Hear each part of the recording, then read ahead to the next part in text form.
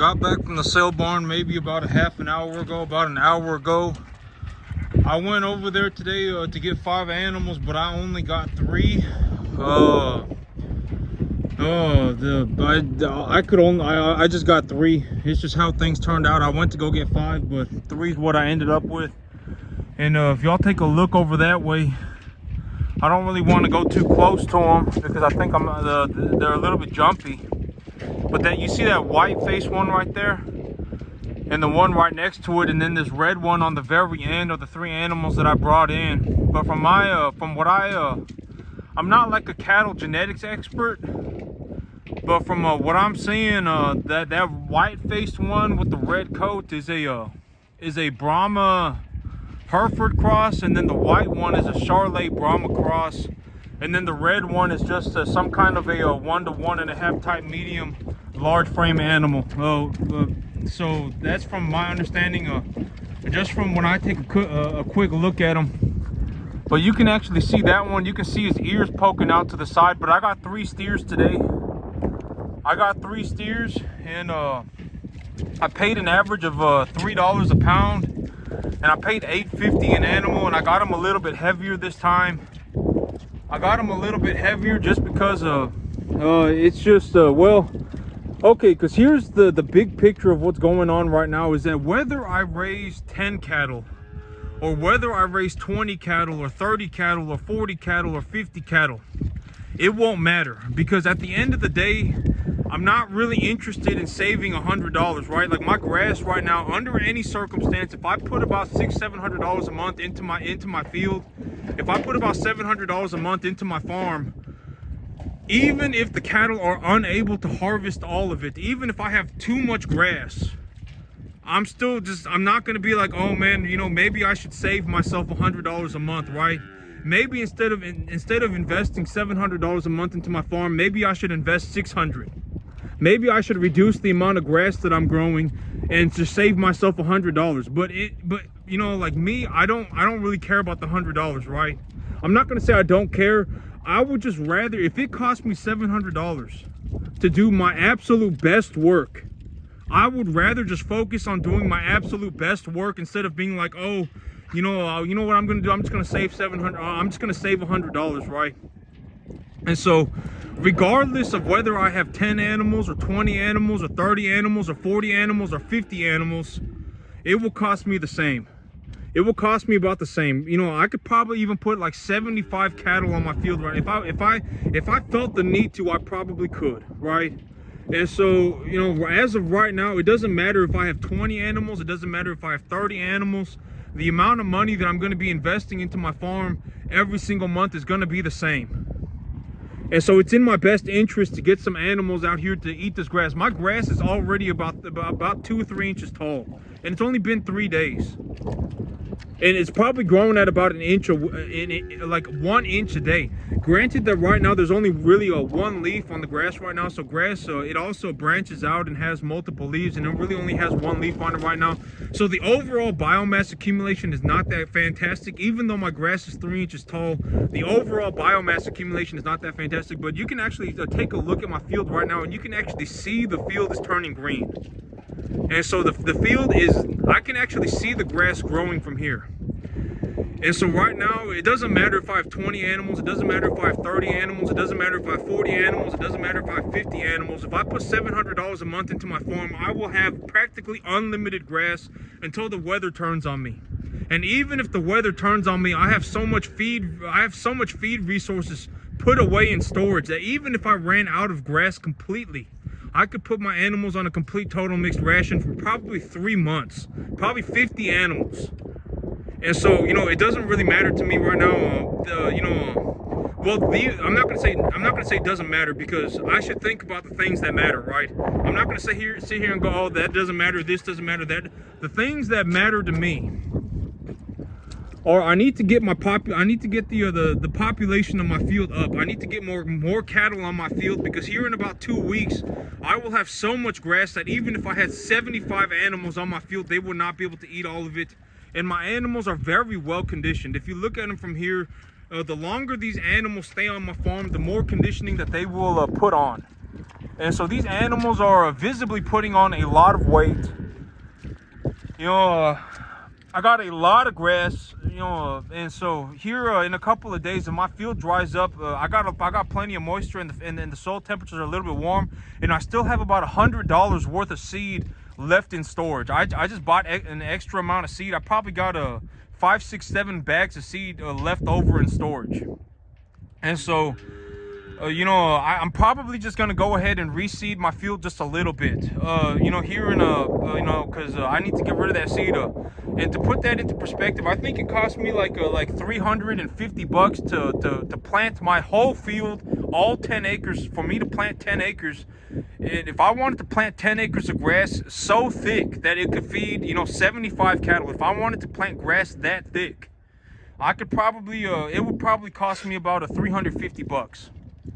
And I put about a $500 of fertilizer on it a month, and the grass will grow. If I put about $500, maybe $600 a month of fertilizer, properly diagnosed fertilizer, not just fertilizer, but fertilizer that has been properly applied, right? You know, depending on what kind of fertilizer I'm utilizing, you know, if I apply the fertilizer correctly, at $500 a month, I can actually grow enough grass to feed about probably if I had animals about this size, I could probably feed about 100 of them. This animal right here probably about 350 400 pounds, probably about 350 pounds. An animal like this, I could probably feed about 100 of them. And so, you know, if they get bigger like that, maybe about 60. And so right now, it's just not in my best interest to sit here and go, oh my God, you know, I should think about saving $100. And at the end of the day, you know, I've been saying that $3,000 a month is my goal, but realistically, I'll probably do more. I probably will make more than $3,000 a month of net profit. I'll probably, you know, when I think about my tax benefits and stuff like that, I probably end up doing about 50, 60,000 anyway.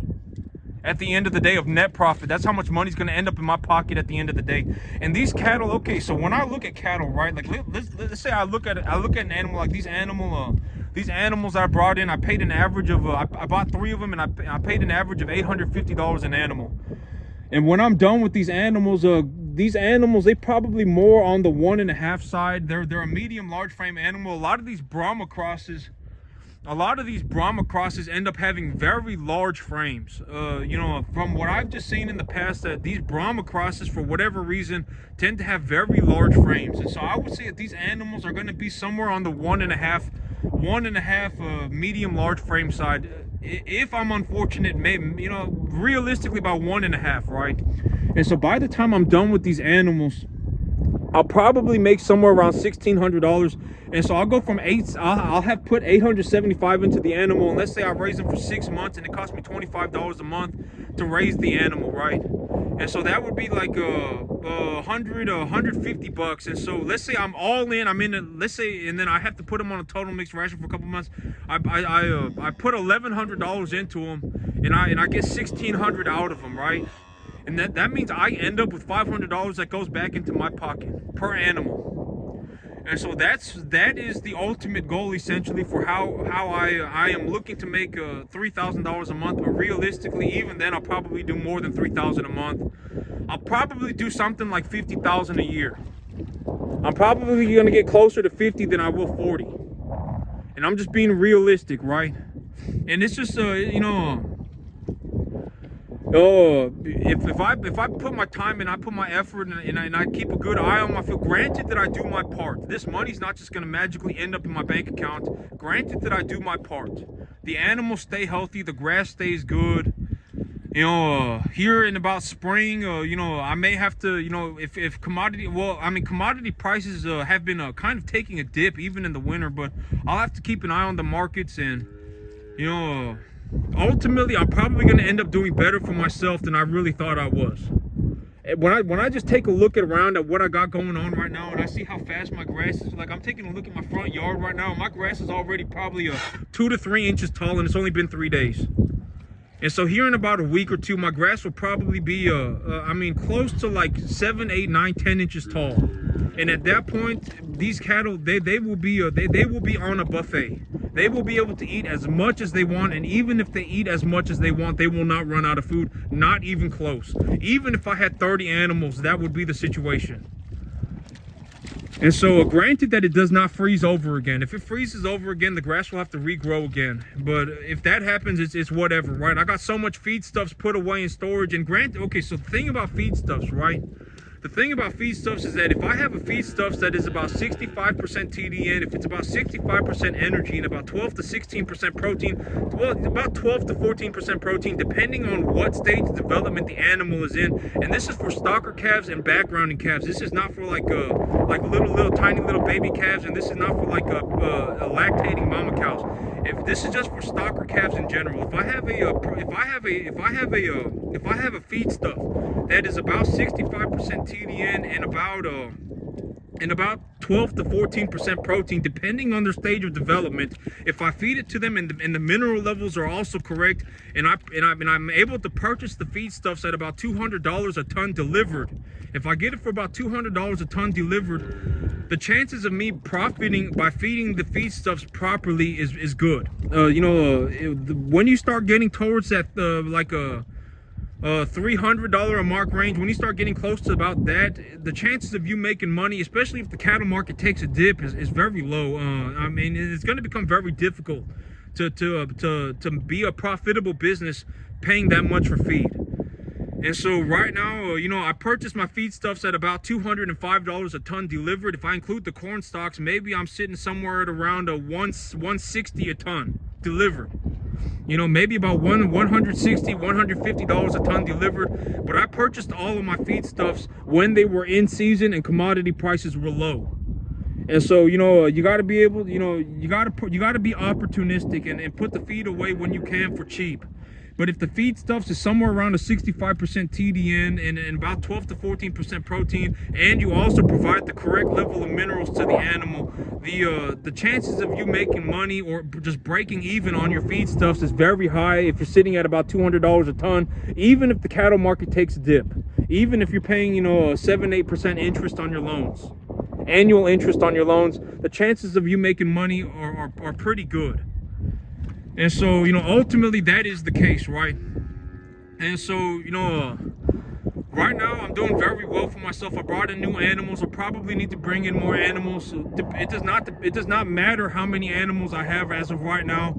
I'll still be putting in the $700 a month. It will still cost me $700 a month to run this farm. No matter what, it will. And so, if I have 20 animals, if I have 30 animals, if I have 40 animals, if I have 50 animals, it will still cost me $700 a month. And so right now it's in my best interest to have, to start bringing in animals, because these animals, it's not like I can just bring them here and then turn them out on grass.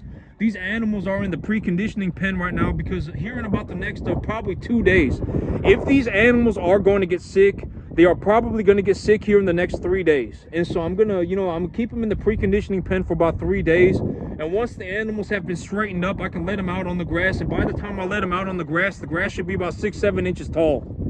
And so that's the plan as of right now. And, I need to bring in more animals. My grass is growing very fast. And so I'm in a situation right now, if I don't get ahead of this as quickly as I can, I will be in a situation where the grass that I'm growing will just end up dying. And then I'll have to plant a new crop come around March, April. I'll have to plant my spring crop, and so I'll have to plow it all under.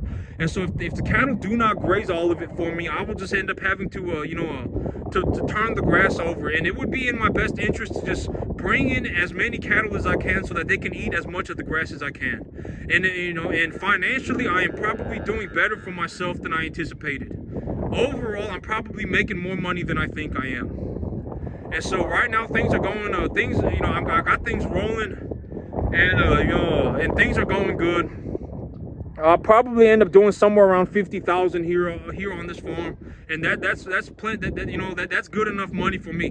At about 3,000, I'm able to do whatever I want, because at 3,000, if I wanted to, I can just go and take a $500,000, a loan for $500,000 with that kind of money. If I really wanted to, at $3,000 a month, and if I take a loan for $500,000 and I invest it into my business, and I fivefold the amount of land that I have, and I fivefold my cash flow, it turns into tens of thousands of dollars a month, right?